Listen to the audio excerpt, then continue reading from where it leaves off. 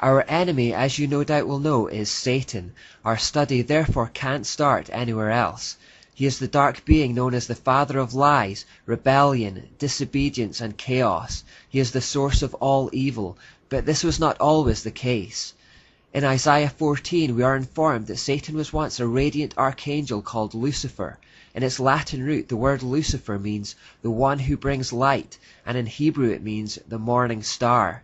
In 2 Corinthians 11:4, we are told that even today Satan disguises himself as an angel of light.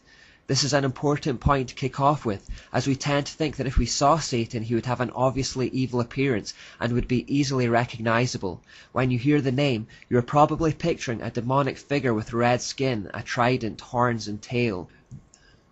The truth is that if we saw Satan, he would have at the very least a neutral appearance, and if we can go a stage further, it is far more likely he would even appear strangely attractive to human eyes. There is further evidence for this when we consider that in the last days, when the Antichrist appears on the world stage, the Bible suggests he will have a handsome appearance that will be part of the charm that draws people to him. His physical appearance will be part of his deception.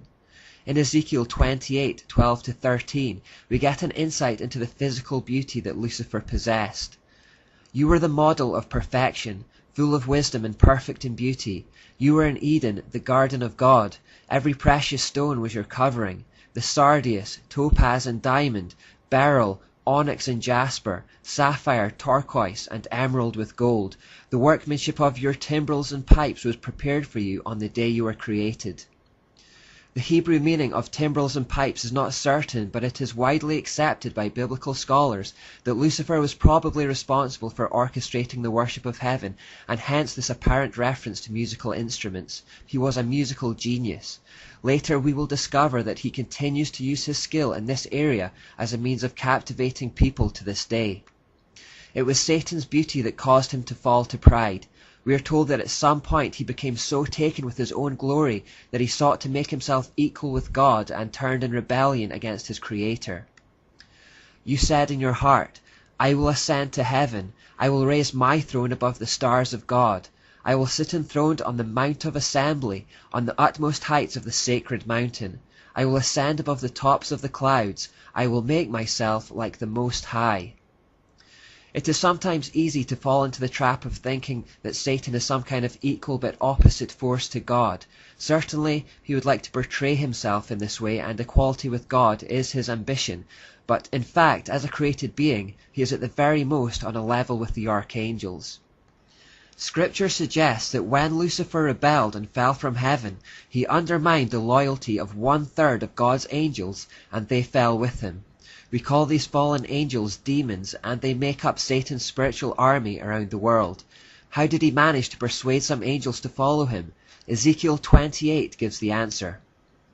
You were the anointed cherub who covers. I established you. You were on the holy mountain of God. You walked back and forth in the midst of the fiery stones. You were perfect in your ways from the day you were created, till iniquity was found in you. By the abundance of your trading, you became filled with violence within, and you sinned. Therefore I cast you as a profane thing out of the mountain of God, and I destroyed you, O covering cherub, from the midst of the fiery stones. He won them round by the abundance of his trading. This is often mistranslated as something to do with commercial activity, buying and selling. The word trading actually comes from the Hebrew that means to go up and down as a talebearer or secret agitator. Today we call it campaigning or lobbying.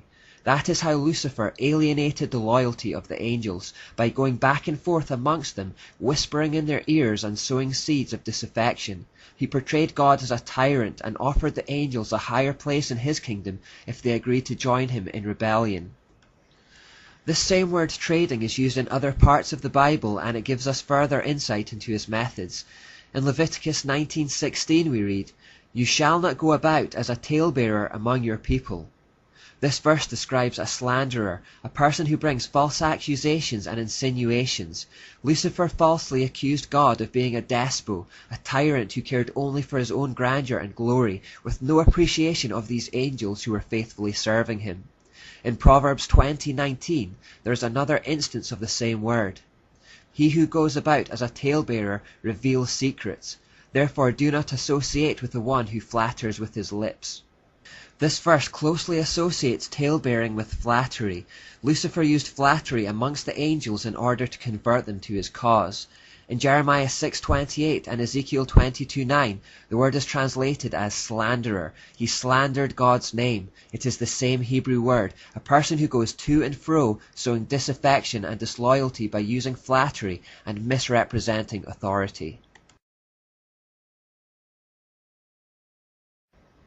So God cast Satan out of heaven along with a third of the angels. Where are they now? Another misconception here is that he now resides in hell. The Bible makes it clear that he is not yet there and that he is still operating here on earth. Satan is currently the ruler with authority in the region of the air. Now there are two Greek words for air. One of them gives us the English word ether, and the other gives us the English word air. Ether is the higher, rarer atmosphere. Air, AER, is the lower atmosphere contiguous with the Earth's surface. Satan operates in the air, the AER. He is the ruler of the realm of authority contiguous with the surface of the earth. Ephesians states that from this position he is the spirit who now works in the sons of disobedience. Satan is at work in all those who are disobedient to God. We have only two options in this life. We can either be in God's territory or in Satan's territory. There is no third option. If we are submitted to God's appointed ruler, Jesus, we have the right to be in God's kingdom. If we have rejected or not accepted Jesus, we are in Satan's kingdom because we are sons of disobedience. Satan has legitimate authority over all those who are in rebellion against God. He rules over rebels.